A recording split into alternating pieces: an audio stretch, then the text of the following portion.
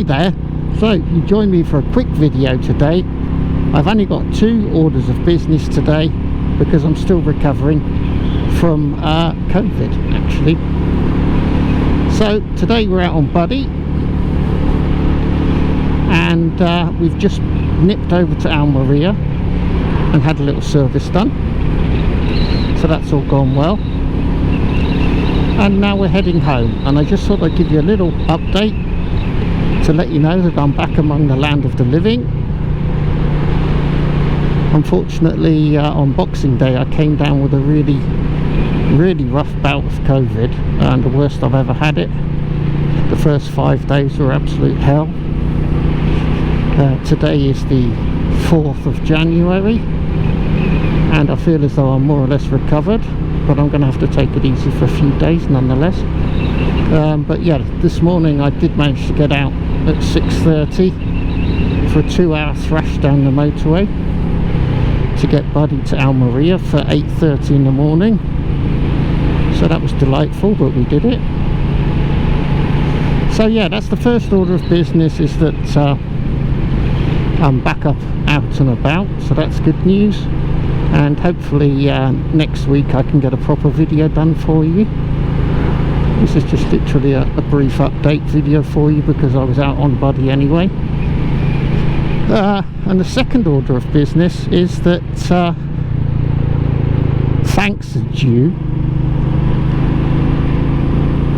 I wasn't aware of this because I haven't been able to catch up with TAYM's, the all-year motorcyclist, with his channel since I've had my 2 months in the summer when I didn't watch any YouTube because I couldn't. And I'm kind of behind on all sorts of channels, but among others TAYM's.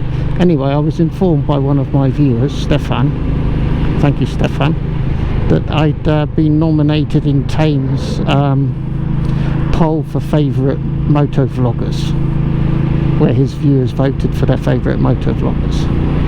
So anyway, I was nominated and some of you voted for me, which meant that I managed to get into the top 10 at the end of the poll. So I just wanted to say thank you very much to everybody who voted for me and who nominated me. That's very kind of you, and I'm sorry that I wasn't aware of it, otherwise I'd have said something earlier. I would have also voted for some of my favourite channels if I'd have known about it, but I was somewhat out of the loop on that one. But anyway, thank you very much to those of you who suggested my channel and voted for me. That was pretty brilliant, pretty awesome. So yeah, that was it really, just to let you know I'm more or less healthy, and Buddy's had his service, and yeah, just thank you to everyone who nominated my channel and voted for my channel in TAYM's little competition over there.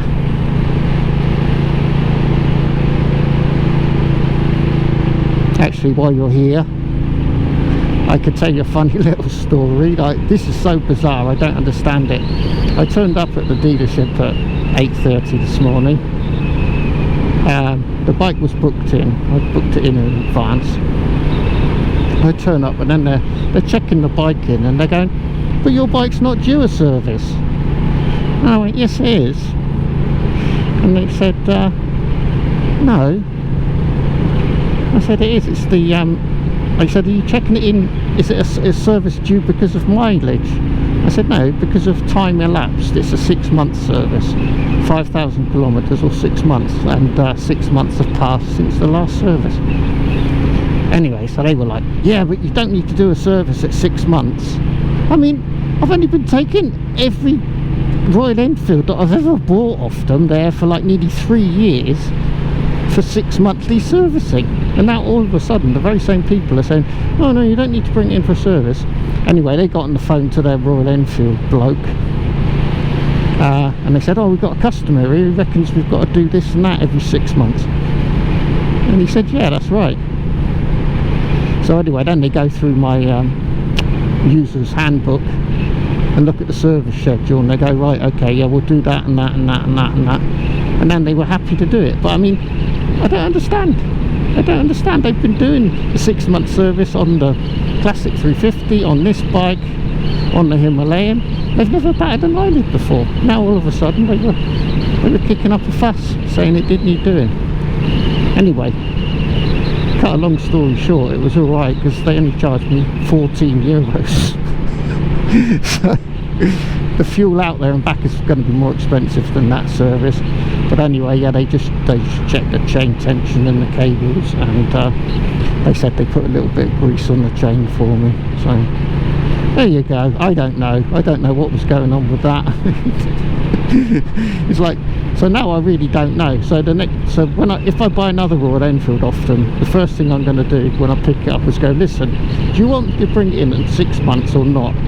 Because I'm quite happy to do the 6 month, which is, you know, amounts to a safety check. I'm quite happy to do that at home, you know, because it will save me yomping out there every bloody 6 months.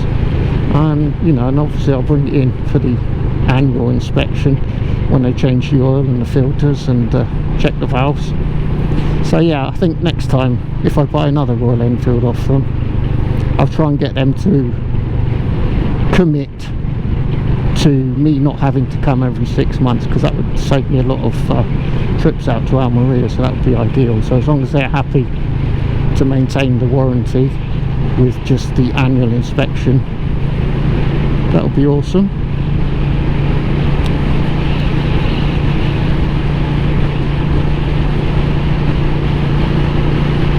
So as you can see, the weather's not brilliant anymore. It was pretty cold this morning. This morning I went out to Almeria via the motorway because it was still dark, and so it takes 2 hours going that way. So I had a 2-hour blast on the motorway this morning in the dark and the cold, which wasn't great, but Buddy coped quite well. We did a steady 90 k's on the motorway all the way, and I had my music on, and it was quite enjoyable, apart from being, as I said, a little bit cold. It wasn't too tedious at all, really.